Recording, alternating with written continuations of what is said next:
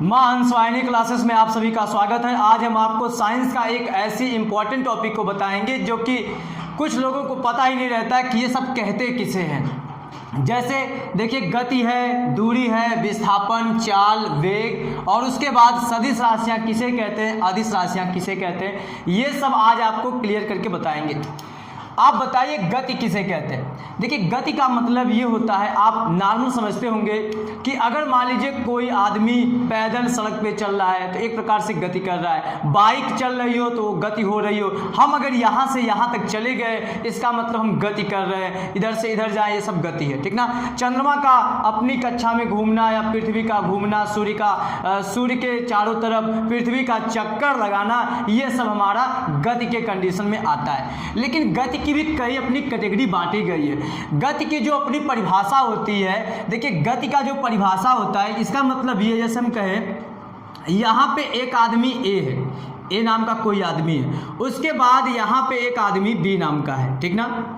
अगर ये आदमी इसको देख रहा है या ये आदमी इसको देख रहा है तो इस टाइम जब तक ये अपने पोजीशन को नहीं बदलेगा तब तक ये गति में नहीं माना जाएगा। जैसे हम यहाँ पे ऐसे अगर स्थिर रहें और आप हमको देख रहे हैं तो इसका मतलब अभी हम विरामावस्था में हैं। लेकिन अगर हम यहाँ से कुछ टाइम बाद अगर धीरे धीरे यहाँ चले आए, देखिए हमारी जो यहाँ से यहाँ तक हमारी पोजीशन जो बदल रही है वो कम टाइम में भी बदल सकती है, ज़्यादा टाइम में भी बदल सकती है। अगर हम जल्दी से यहाँ तक चले गए तब भी हम गति कर रहे हैं और यहाँ से अगर कम टाइम में धीरे धीरे जा रहे हैं तब भी हम गति कर रहे हैं। इसका मतलब है गति की जो परिभाषा है, गति की परिभाषा यह होगी कि अगर कोई वस्तु एक निश्चित समय में या समय के परिवर्तन के साथ उसकी स्थिति बदलती है, उसकी पोजीशन बदलती है, तो वह वस्तु हमारी गति की अवस्था में कही जाएगी।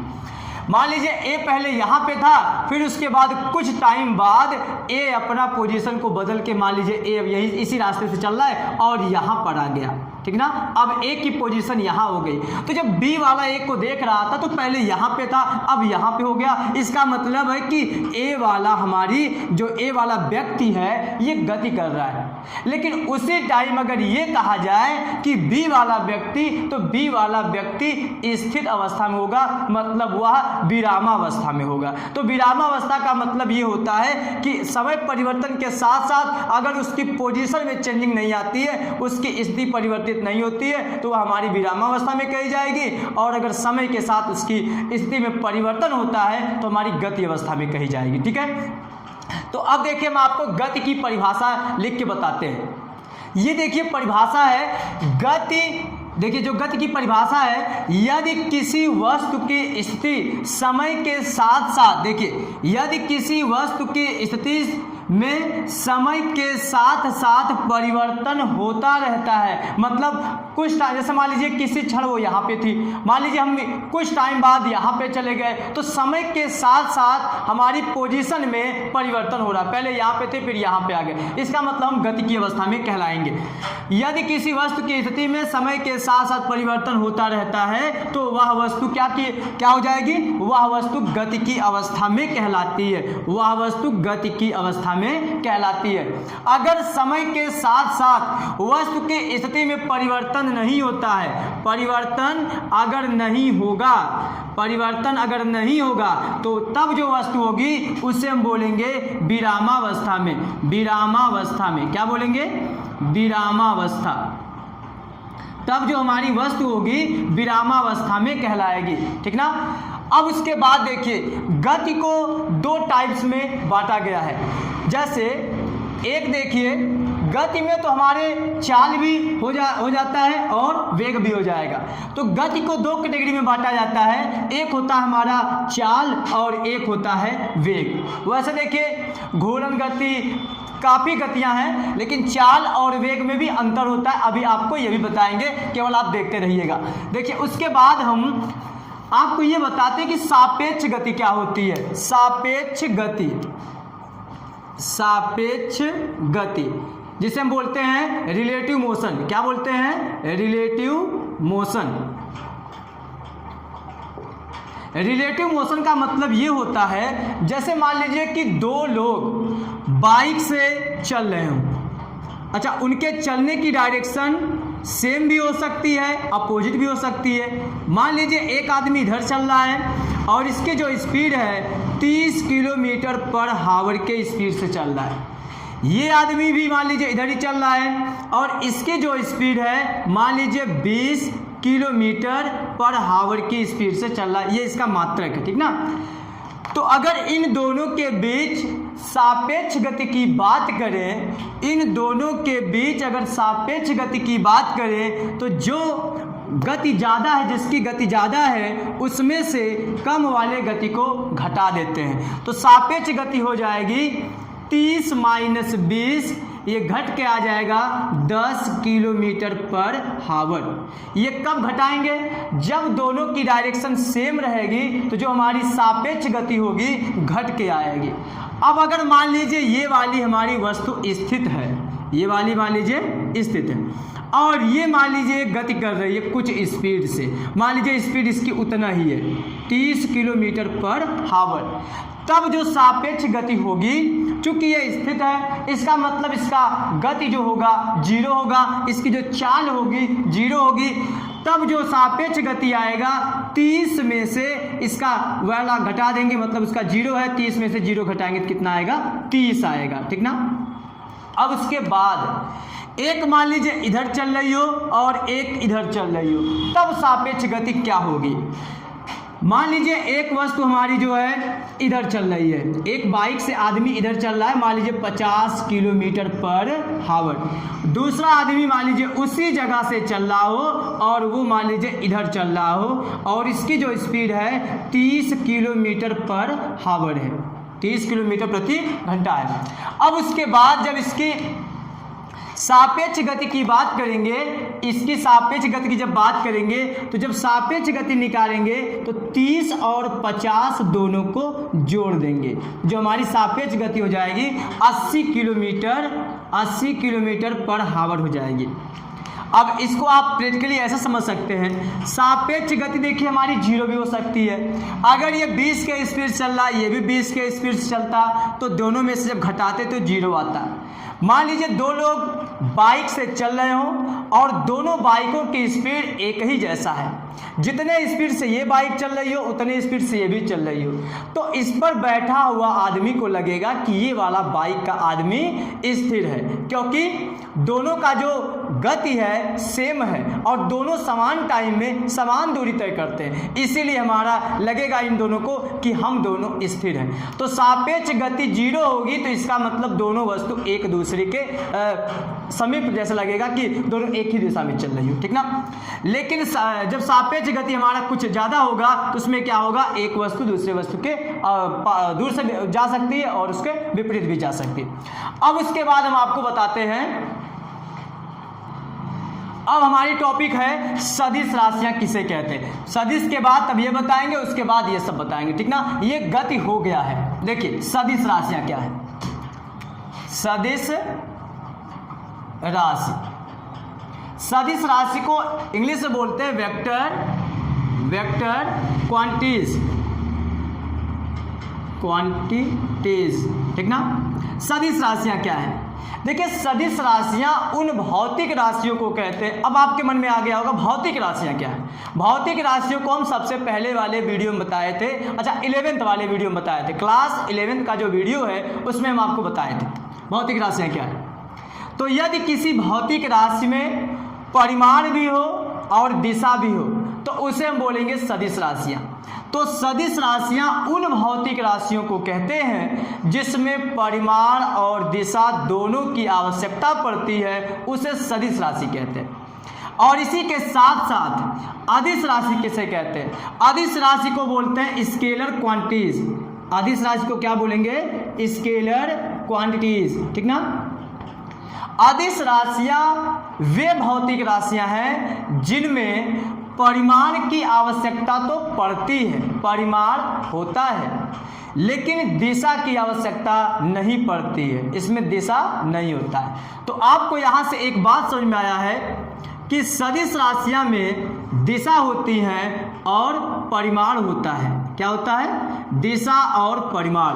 दिशा का मतलब डायरेक्शन और परिमाण का मतलब मैग्नीट्यूड, मतलब कुछ उसका वैल्यू होगा। उसके बाद जो अदिश राशियां होती हैं, अदिश राशियां में केवल परिमाण होता है, दिशा नहीं होता है। इसमें क्या होगा, केवल मैग्नीट्यूड होगा, ठीक ना। अब हम आपको एग्जाम्पल देते हैं कुछ सदिश राशियों का, कुछ अदिश राशियों का, तब आपको क्लियर हो जाएगा। जैसे हम आपसे कहें कि यहाँ से आप 5 किलोमीटर जाइए, तो अगर आपको ये सोचना पड़े कि 5 किलोमीटर सर बोले लेकिन ये तो नहीं बताए किधर जाना है, तो जिसमें हम अगर दिशा भी दे दिए, कहें कि 5 किलोमीटर पूरब दिशा में जाइए, तो इसका मतलब है तब जो लंबाई होगी, तब जो दूरी होगा वो हमारी सदिश का काम करेगी, और उसी दूरी को हम विस्थापन बोलते हैं। और जब केवल ये हम कह दें कि यहाँ से आप 5 किलोमीटर जाइए, तब तो आप फ्री हो गए, फिर चाहे इधर जाएं, चाहे इधर जाएं और चाहे इधर जाएं। तो उस लंबाई को बोलेंगे, या उस रास्ते की जो आप लंबाई जो 5 किलोमीटर तय करेंगे, उसे बोलेंगे दूरी। तो विस्थापन में क्या हुआ, विस्थापन में परिमाण भी है 5 किलोमीटर। अगर हम कह दें 5 किलोमीटर आपको पूरब दिशा में जाना है, तो परिमाण भी है 5 किलोमीटर और दिशा भी है पूरब दिशा, तो वो जो हमारा होगा विस्थापन कहलाता है। और उसके बाद जिसमें केवल परिमाण रहेगा, हम कह दें 5 किलोमीटर जाना है, तो जो रास्ते की लंबाई हो गई वो हो गई हमारी दूरी। तो इसका एग्जाम्पल आपको समझ में ये आया, तो इसके एग्जाम्पल में हम विस्थापन को रख सकते हैं, क्योंकि विस्थापन में क्या है, परिमाण और दिशा दोनों है। और इसके एग्जाम्पल में हम दूरी को रख सकते हैं। एक दो और एग्जाम्पल देते हैं। मान लीजिए आप दुकान पे जा रहे हैं और दुकानदार से कहे कि 5 किलोग्राम चीनी दे दीजिए। केवल आप बोलेंगे 5 किलोग्राम चीनी दे दीजिए, लेकिन आप ये नहीं बोलेंगे कि 5 किलोग्राम पूरब दिशा में चीनी दे दीजिए, या पश्चिम दिशा में, या उत्तर दिशा में। तो जहाँ पे दिशा की जरूरत नहीं पड़ी, वो हमारी अदिश राशियाँ हो जाएंगी। आप वहाँ पे बोले हैं 5 किलोग्राम चीनी दे दीजिए, तो जो आप किलोग्राम बोले हैं वो वहाँ बताए थे आपको क्लास 11th के वीडियो में कि वो क्या होता है, हमारा क्या होता है, भौतिक राशि कौन सा उसका, वो हमारी है द्रव्यमान का, ठीक ना। ये हमारा हो गया द्रव्यमान का मात्रक ना, किलोग्राम। तो द्रव्यमान को बता रहा है, द्रव्यमान कितना आप बोले हैं 5 किलोग्राम, लेकिन इसमें दिशा नहीं है, इसका मतलब द्रव्यमान भी हमारी अदिश राशि है। अब एक सदिश राशि का और एग्जाम्पल देते हैं। सदिश राशि में आप जैसे एक एग्जाम्पल ले सकते हैं वेग का। अच्छा, वेग अभी आपको नहीं बताएं, तो कुछ आपको और एग्जाम्पल देते हैं जो आपको समझ में आए। सदिश राशि का एक एग्जाम्पल ये दे सकते हैं, जैसे हम आपसे ये कहें कि ये जो बॉटल है इस पे आप बल लगाइए, या ये दीवार पे आप बल लगाइए, इस दीवार पे आप बल लगाइए 5 न्यूटन का। तो अब आपके मन में ये रहेगा कि सर 5 न्यूटन या 10 न्यूटन कुछ भी हो सकता है वैल्यू। 5 न्यूटन का अगर आप बल कहें लगाने के लिए, तो बताइए हम बल अंदर की ओर लगाएं, या दीवार को खींचें, या दीवार के ऊपर ऐसे किसी इक्विपमेंट से लगाएं। तो आपके मन में आया सर आप 5 बोले हैं लेकिन आप दिशा नहीं बोले हैं, तो जिसमें दिशा भी जरूरत पड़ जाए वो हमारी सदिश राशियाँ कहलाएंगी। तो इसका मतलब बल हमारा सदिश राशि है, क्योंकि अगर आपसे कोई कहेगा कि इस दीवार पे बल लगाइए 10 न्यूटन का, तो अगर वो कहेगा कि इधर लगाना है तो मतलब पूरब दिशा में, तो 5 या 10 जो हमारा हो गया परिमाण हो गया, और जो पूरब दिशा हो गया वो दिशा को बता रहा है, जो पूरब हो गया वो दिशा को बता रहा है। इसका मतलब बल भी हमारी क्या हो जाएगी, एक सदिश राशियाँ। अब हम सदिश राशि और अदिश राशि का परिभाषा लिख के उसका उदाहरण आपके सामने लिखते हैं। देखिए सदिश राशि की परिभाषा है। सदिश राशियां क्या हैं, वे भौतिक राशियां, ये बता चुके हैं भौतिक राशियां भी किसे कहते हैं। वे भौतिक राशियां जिनमें परिमाण तथा दिशा दोनों की आवश्यकता पड़ती है, उन्हें क्या बोलेंगे, सदिश राशियां कहते हैं। अब सदिश राशियां में कौन कौन आएंगी, देखिए जैसे, या उसका उदाहरण देखिए। स्थिति हमारी एक होती है सदिश राशि। स्थिति, वेग, विस्थापन, स्थिति वेग हो गया, विस्थापन, त्वरण, बल हो गया, बल भी समझाए भी हैं, बल, भार, विद्युत क्षेत्र, और उसके बाद चुंबकीय क्षेत्र आदि, ठीक ना, इत्यादि। ये सब हमारी जो हैं सदिश राशियों के कैटेगरी में आती हैं। अब उसके बाद अदिश राशि की परिभाषा देखिए। अगर हम अदिश राशि की बात करें, अदिश राशि में क्या होता है ये आपको समझा चुके हैं। अदिश राशि में क्या होगा, सेम ऐसे लिखेंगे, वे भौतिक राशियां जिनमें परिमाण की आवश्यकता पड़ती है, दिशा की नहीं, तो उसे हम क्या बोलेंगे, अदिश राशियां, ठीक ना। तो उसे आप क्या लिखेंगे, अदिश राशियां, ठीक है, उसे आप लिख लीजिएगा। अब रही बात अदिश राशियों के एग्जाम्पल का, तो अदिश राशियों का जो एग्जाम्पल होता है उसमें हम दे सकते हैं दूरी, द्रव्यमान, द्रव्यमान आपको समझाएं क्यों अदिश राशि है, दूरी, द्रव्यमान, समय, समय को भी अदिश राशि कहते हैं क्योंकि आप समझते ही हैं, अगर कोई कहेगा कि इतना बज रहा है तो ये नहीं बोलेगा पूरब दिशा में बज रहा है, पश्चिम दिशा में नहीं बज रहा है। तो दूरी, द्रव्यमान, समय, चाल, दाब, कार्य, ये सब हमारी क्या है, अदिश राशियां हैं आदि, ठीक ना। ऊर्जा भी इसमें लिख सकते हैं, कार्य, ऊर्जा, और उसके बाद विद्युत धारा भी लिख सकते हैं, विद्युत धारा और ताप, ठीक ना, और प्रतिरोध भी दे सकते हैं, कई इसके एग्जाम्पल हैं आदि। ये हमारे सब क्या हैं, अदिश राशियां हैं। अब उसके बाद गति हो गया, सदिश अदिश हो गया, थोड़ा बहुत विस्थापन और दूरी भी आपको समझ में आ गया। अभी इसको विस्तार समझाएंगे। फिर उसके बाद चाल और वेग पढ़ना रहेगा। अभी दूरी और विस्थापन बताते हैं। देखिए अब दूरी के बारे में, डिस्टेंस, देखिए दूरी क्या होता है, जिसे क्या बोलते हैं, डिस्टेंस। उसके बाद जो विस्थापन होता है, विस्थापन को क्या बोलते हैं, डिस्प्लेसमेंट, ठीक ना।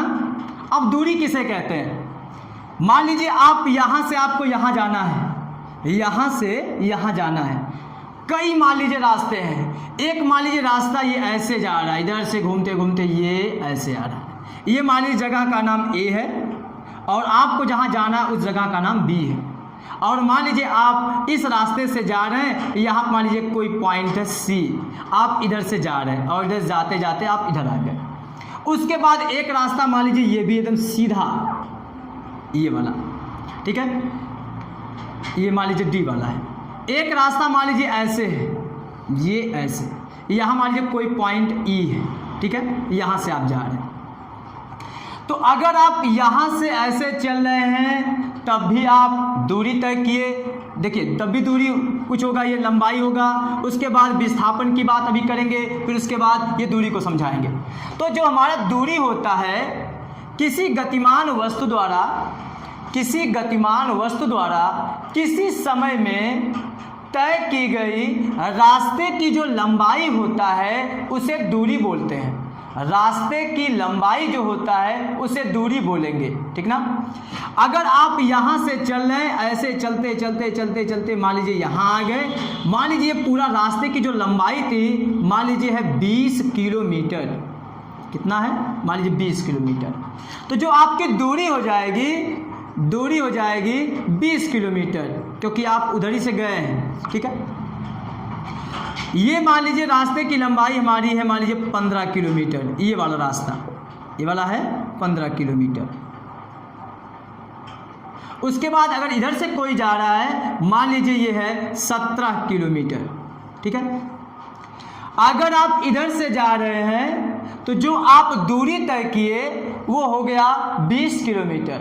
लेकिन जो आप विस्थापन तय किए, विस्थापन का मतलब होता है कि आप कहाँ से चल रहे हैं और कहाँ पहुँच रहे हैं, उसके बीच के सीधी दूरी। तो आप यहाँ से चले हैं और यहाँ पहुँचे हैं, तो रास्ते के बीच की जो सीधी हमारी लंबाई होगा उसे विस्थापन बोलेंगे।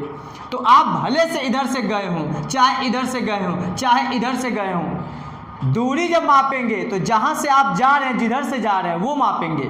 लेकिन जब विस्थापन मापेंगे तो विस्थापन का मतलब होता है कि आप स्टार्ट कहाँ से किए थे और आपका एंडिंग पॉइंट कहाँ पे आप अंत किए, ठीक ना। तो यहाँ से आप शुरू किए थे, यहाँ पे आप ख़त्म कर दिए, तो विस्थापन आपका हो जाएगा 15 किलोमीटर, ये डी जगह का नाम है, ठीक ना।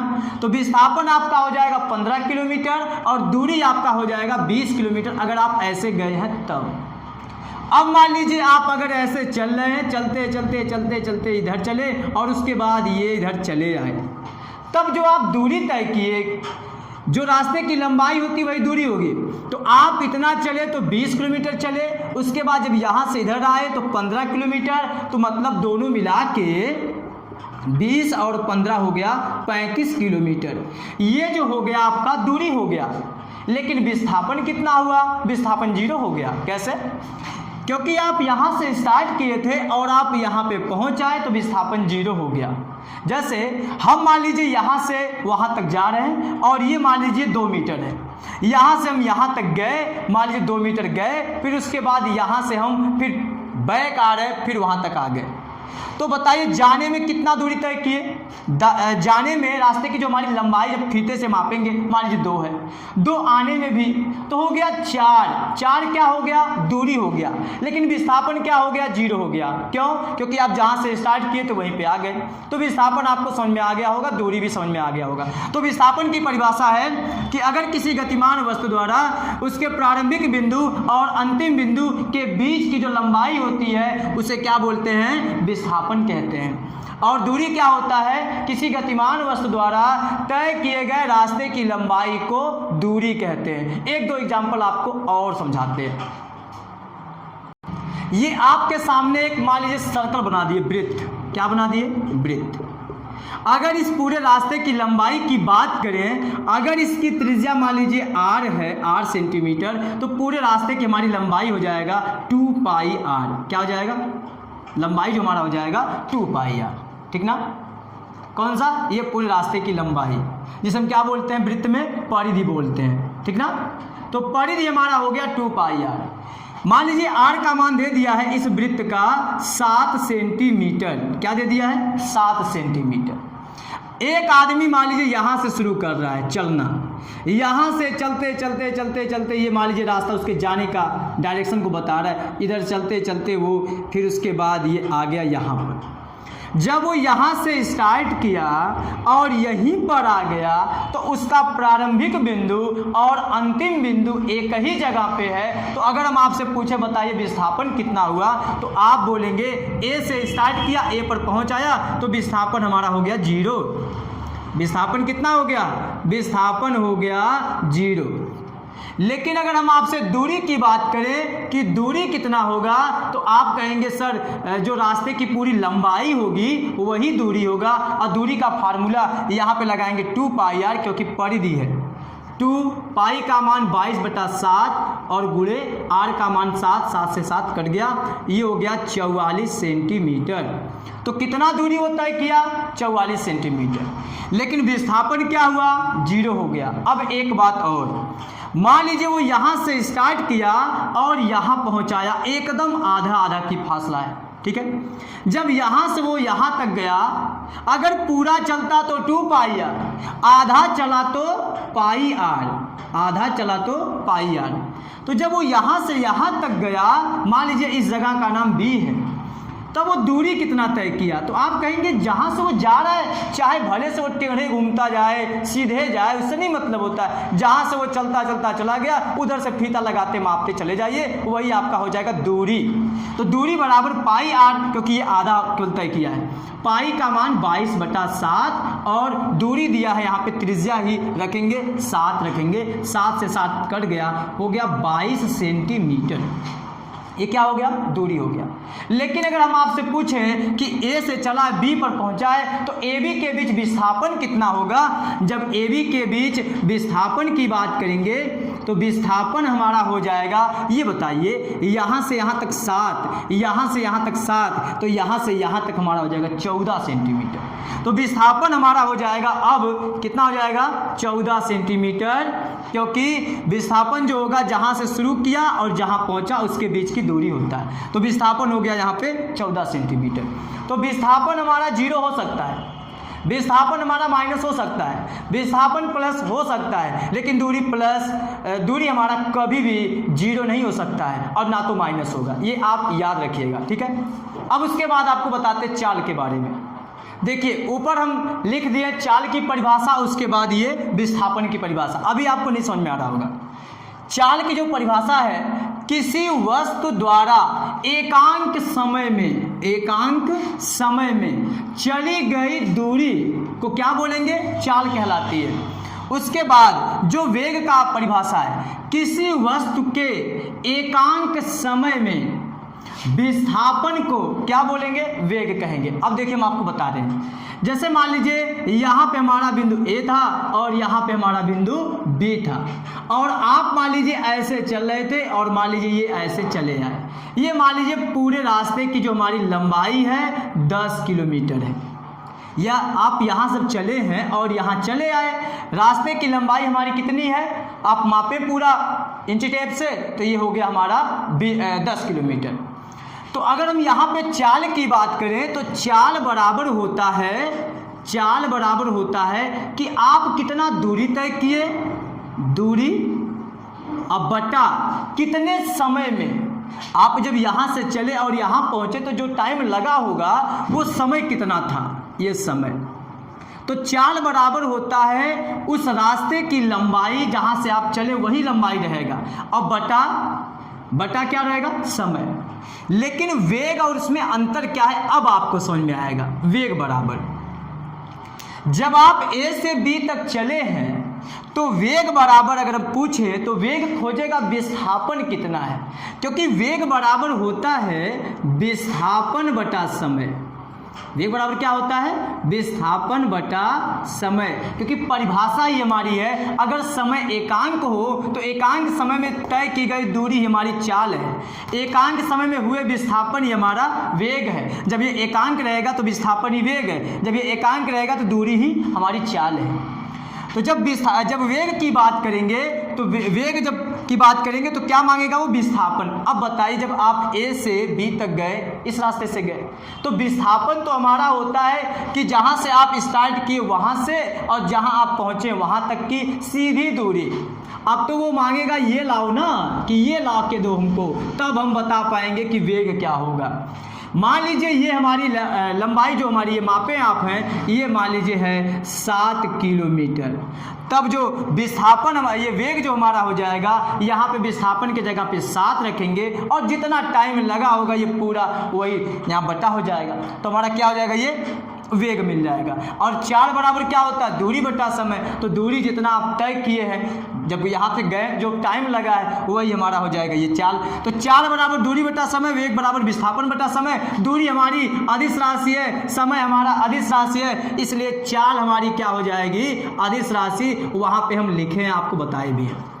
वेग हमारा सदिश राशि क्यों होता है? वेग सदिश राशि इसलिए होता है क्योंकि विस्थापन सदिश राशि है। सदिश को अदिश से भाग देंगे तो सदिश राशि आता है, ठीक ना। और इन दोनों का मात्रक जो होगा मीटर प्रति सेकंड या किलोमीटर पर हावर, ठीक ना। तो आज का ये हमारी लास्ट टॉपिक थी। अब हम नेक्स्ट टॉपिक आपको ले आएंगे नेक्स्ट टाइम में। Thanks you.